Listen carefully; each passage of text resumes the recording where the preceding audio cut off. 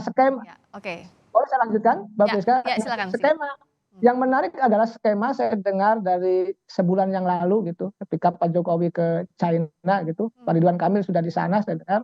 Lalu saya dapat kabar bahwa skema Golkar memang ada di Prabowo, tapi Ridwan Kamil akan keluar, akan bisa menjadi cawapresnya Pak Ganjar. Itu saya sudah Oke. dapat bocoran sebulan yang lalu. Apakah benar atau tidak ya kita lihat saja. Makanya hari ini Oke. muncul nama Ridwan Kamil itu begitu. Ya. Nah, Mbak Priska. ini menarik loh, bentar. Saya nanti ke Bung Eriko, putaran Ya. terakhir saya ke Bung Doli dulu. Bener atau enggak nih tadi bisik-bisik yang didengar oleh Bung Ujang, dan apa maknanya dimajukannya pendaftaran ini bagi Golkar, dan bagaimana pula hitung-hitungannya untuk Pilpres, dan akankah istiqomah ke Pak Prabowo begitu, Bung Doli?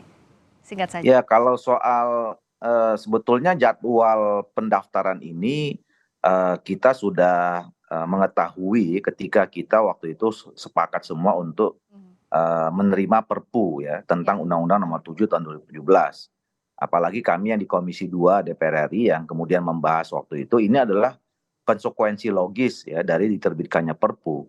Karena waktu itu Perpu mengatur soal jadwal ulang kampanye, terus kemudian berapa lama soal pendistribusian dan pengadaan dan pendistribusian logistik pemilu dan segala macam. Jadi sebetulnya informasi ini buat Partai Golkar bukan sesuatu yang baru, dan ini sudah menjadi bagian dari perhitungan dan skenario kita. Jadi sebetulnya kami tidak ada persoalan dengan soal dimajukan atau jadwal yang sekarang sudah akan ditetapkan oleh KPU yang kemudian nanti akan dikonsultasikan dulu dengan Komisi 2 dan pemerintah gitu. Nah, juga ketika kemarin Partai Golkar membangun kerjasama ya dengan Partai Gerindra, Partai Amanat Nasional, dan PKB yang kemudian PKB waktu itu kemudian merubah sikapnya, itu juga adalah bagian dari perencanaan dan keputusan serta strategi yang diambil oleh Partai Golkar. Nah, jadi sebetulnya kita tentu belajar ya bahwa keputusan yang diambil itu adalah keputusan yang dengan sangat pertimbangan yang matang gitu. Jadi insya Allah sampai sejauh ini dan mungkin yang akan datang kita akan tetap konsisten dengan keputusan sebagai konsekuensi kita bekerja sama secara politik dengan Partai Gerindra yang memang sudah punya calon presidennya Pak Prabowo, kita akan di sana. Nah, tinggal persoalannya sekarang adalah kita kan sedang melakukan perundingan ya, terus kemudian pembicaraan yang intensif siapa yang akan mendampingi Pak Prabowo. Nah, itu yang masih dibahas ya. Ya, dan seperti kesepakatan yang sudah dibangun, nanti kita akan bahas secara musyawarah bersama. Nah, kalau dilihat kan sekarang kan tinggal 2 partai ya, antara Golkar dengan Partai Amanat Nasional.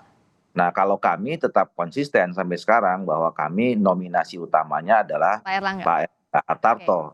Tentu dengan kerjasama yang sekarang secara resmi kita bangun. Ya. Oke. Ya. Oke, itu yang sekarang ditunggu oleh Golkar, masih akan dimusyawarahkan. Kalau PDIP apalagi yang ditunggu? Dan tadi soal Mbak Priska, berpengaruh atau enggak? Gimana, Bung Eriko?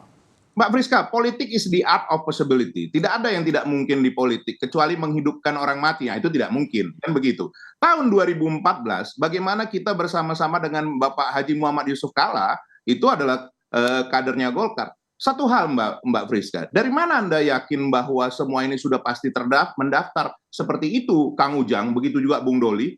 Pada saat nanti pendaftaran dibuka, sesuatu bisa saja terjadi. Apa yang tidak bisa terjadi di dalam dunia politik ini? Kalau kita melihat mencermati akhir-akhir ini, tidak pasti juga. Yang menyatakan diri sudah pasti malah belum pasti. Itu kalau yang kita lihat. Jadi sebenarnya ini sangat menarik. Tapi intinya beginilah Mbak Priska, bahwa jangan lupa partai-partai ini, PDI Perjuangan dengan kerjasama yang sangat menyadari, yang memilih itu rakyat, bukan elit politik. Yang mendaftarkan itu adalah partai politik dan sekumpulan partai politik. Yes, itu benar.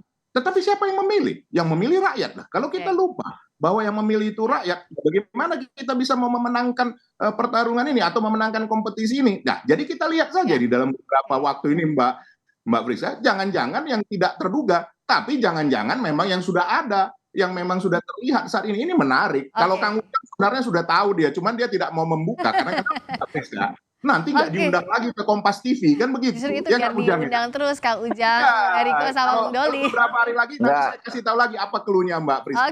Oke.